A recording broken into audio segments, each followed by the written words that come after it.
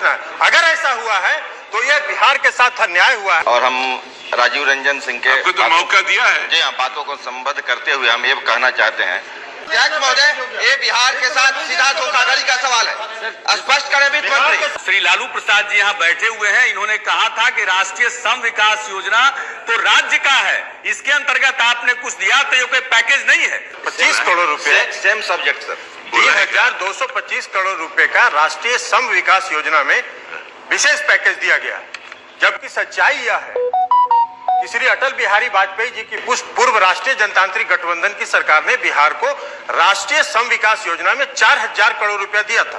तो 3,225 करोड़ रुपए की घोषणा हुई है, यह उस 4,000 के अतिरिक्त है या वही 3,000 करोड़ रुपए की घोषणा है? अगर ऐसा हुआ है तो यह बिहार के साथ अन्याय हुआ है। राजीव रंजन सिंह के आपको तो मौका दिया है। जी हाँ, बातों को संबद्ध करते हुए हम ये कहना चाहते हैं कि वित्त मंत्री जी यहाँ मौजूद हैं और एक संशय की स्थिति बनी हुई।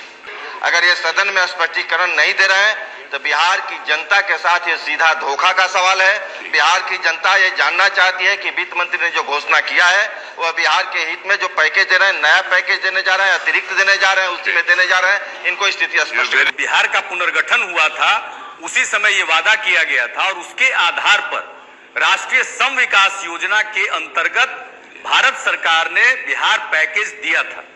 उस समय आज श्री लालू प्रसाद जी यहाँ बैठे हुए हैं। इन्होंने कहा था कि राष्ट्रीय सम विकास योजना तो राज्य का है, इसके अंतर्गत आपने कुछ दिया तो ये कोई पैकेज नहीं है।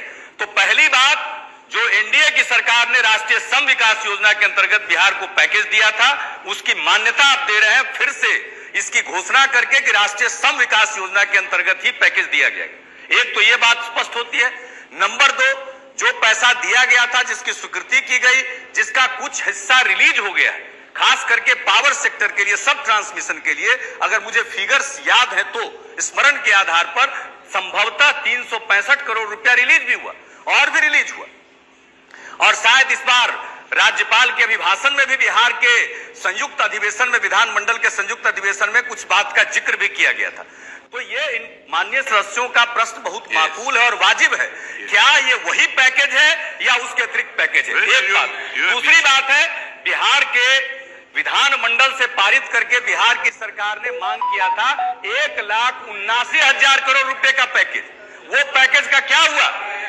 बिहार में इस चुनाव के दौरान कैंपेन में लोगों ने उठाया कि हमने इतना मांगा और हमें नहीं मिला।